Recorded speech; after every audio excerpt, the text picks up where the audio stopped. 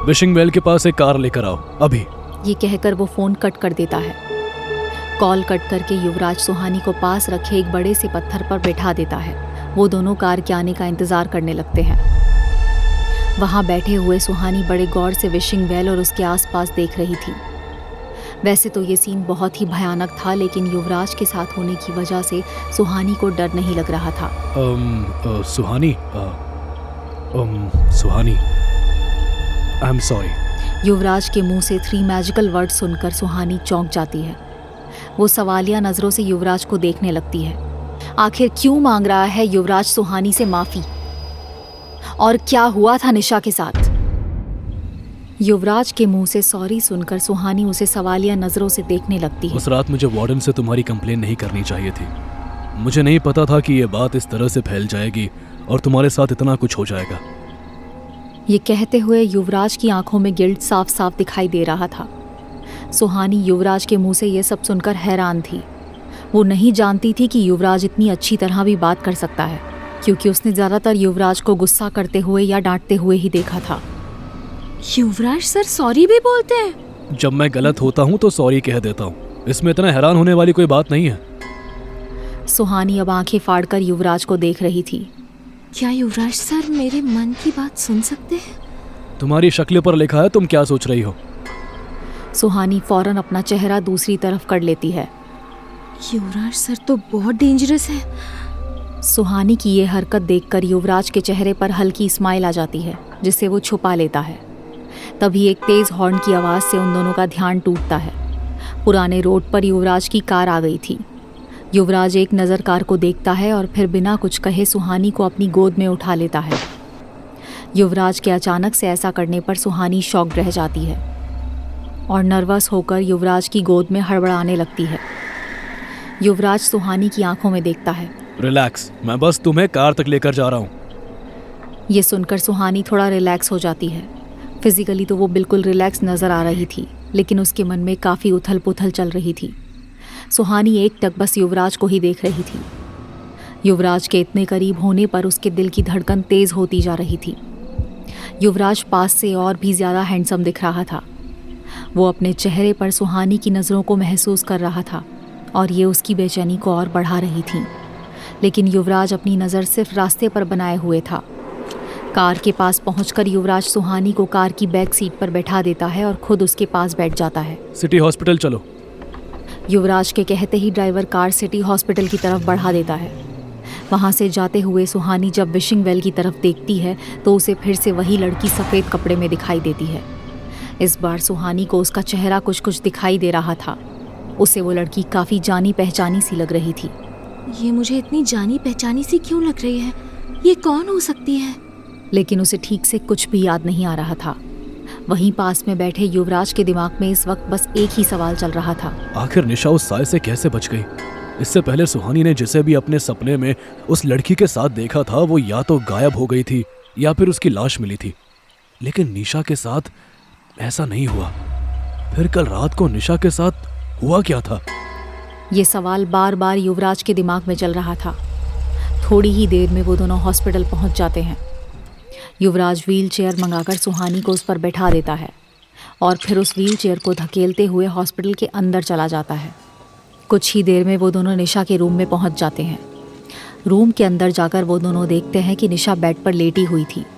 जैसे ही निशा सुहानी को देखती है वो उछलकर बैठ जाती है। युवराज सुहानी के व्हील चेयर को धकेलकर उसे निशा के करीब ले जाता है। सुहानी निशा के पास जाकर उसका हाथ पकड़ लेती है। निशा तो ठीक है ना? निशा भी इस वक्त सुहानी को व्हील चेयर में देखकर घबरा गई थी। सुहानी, तुझे क्या हुआ? तू व्हील चेयर में क्यों है? और युवराज सर इस वक्त तेरे साथ क्या कर रहे हैं? ये कहकर निशा युवराज की तरफ देखने लगती है। युवराज वहां खामोशी से खड़ा था। वो निशा को देखकर ये अंदाजा लगाने की कोशिश कर रहा था कि आखिर उसके साथ हुआ क्या है। मैं तुझे सब कुछ बाद में बताऊंगी। पहले तू ये बता कि आज रात तेरे साथ क्या हुआ था? तो हॉस्पिटल कैसे पहुंच गई? युवराज सुहानी के व्हील चेयर के पीछे खड़ा दोनों की बातें सुन रहा था। युवराज के उस कमरे में होने की वजह से निशा सुहानी को कुछ बताने से झिझक रही थी। कोई बात नहीं, तू बोल सकती है। सुहानी की बात सुनकर निशा उसे रात की बात बताना शुरू करती है। यार, मुझे खुद समझ नहीं आ रहा कि मेरे साथ क्या हुआ है। रात को तो हम दोनों साथ में सोए थे। मैंने एक अजीब सा सपना देखा। मैंने देखा कि एक लड़की उस मनहूस से कुएं के पास खड़ी है।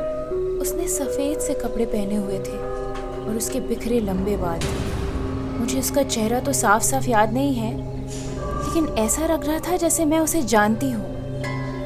मैं सपना ही देख रही थी और अचानक मेरी आंखें खुल गईं। फिर मैंने देखा कि मैं बीच जंगल में खड़ी हूँ।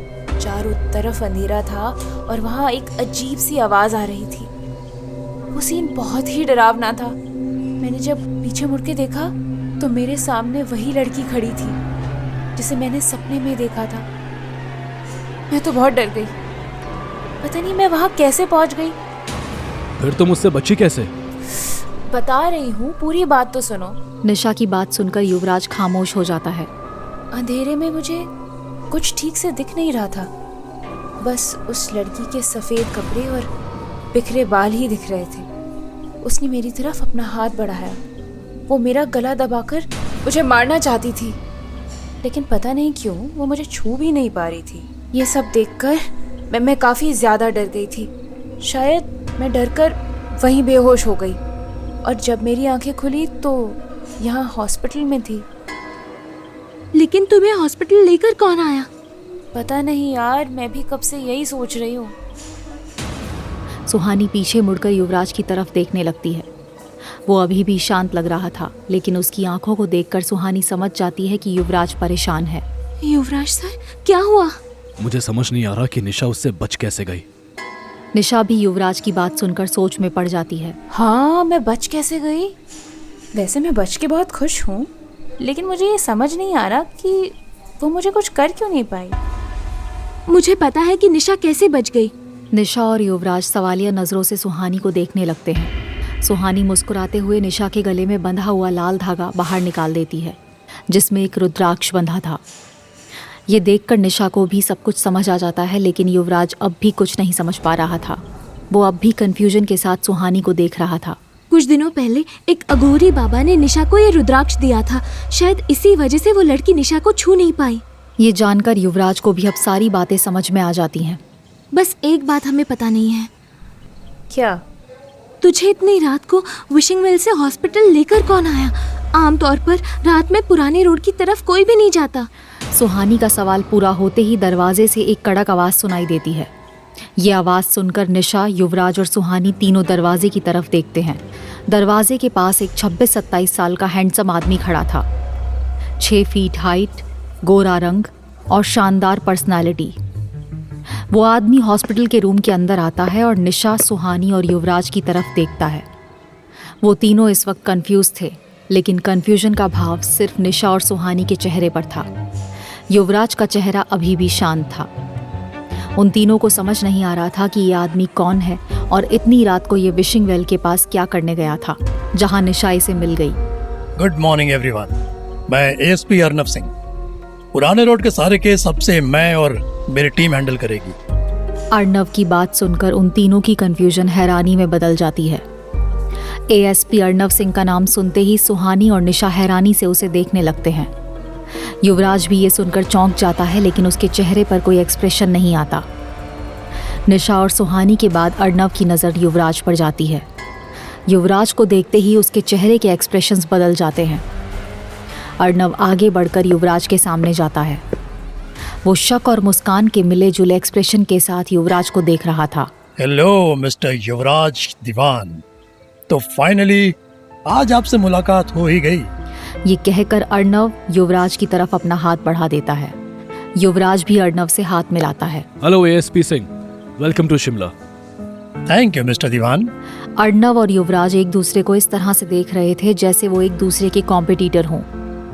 युवराज पहले से जानता था कि पुराने रोड के केस को सॉल्व करने के लिए एक नई टीम आने वाली है और उस टीम को अर्नव सिंह लीड करेगा।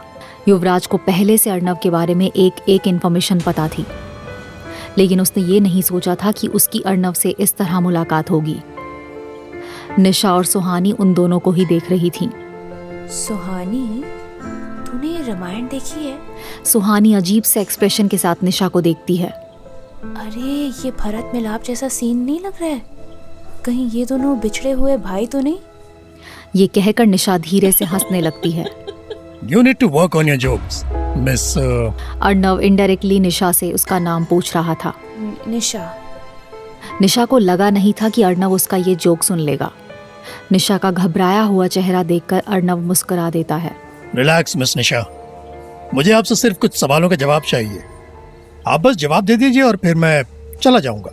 अर्णव ने अब तक युवराज और सुहानी की चोट को भी देख लिया था, लेकिन अभी उसकी बारी नहीं आई थी। तो मिस निशा, आप इतनी रात उस पुराने रोड पर कैसे पहुंची और आप वहां बेहोश कैसे हो गई? अर्णव निशा से बिल्कुल साफ साफ अपना सवाल पूछ लेता है। निशा अर्णव का सवाल सुनकर घबरा जाती है और सुहानी की तरफ देखती है। उसे समझ नहीं आ रहा था कि वो क्या जवाब दे। अगर वो सच कहती तो अर्णव उसकी बात पर बिल्कुल यकीन नहीं करता। अर्णव निशा की घबराहट नोटिस कर लेता है, लेकिन कुछ कहता नहीं। अब मैं इनसे क्या कहूँ? मिस निशा, मैं आपके जवाब का इंतजार कर रहा हूँ। आखिर क्या होगा निशा का जवाब? क्या निशा अर्णव को सारी बातें बता देगी? आगे की कहानी जानने के लिए देखें अगला एपिसोड सिर्फ पॉकेट FM के YouTube चैनल पर, और साया अ कर्स्ड लव स्टोरी के सारे एपिसोड्स को सुनने के लिए डिस्क्रिप्शन में दी लिंक से डाउनलोड करें पॉकेट FM ऐप।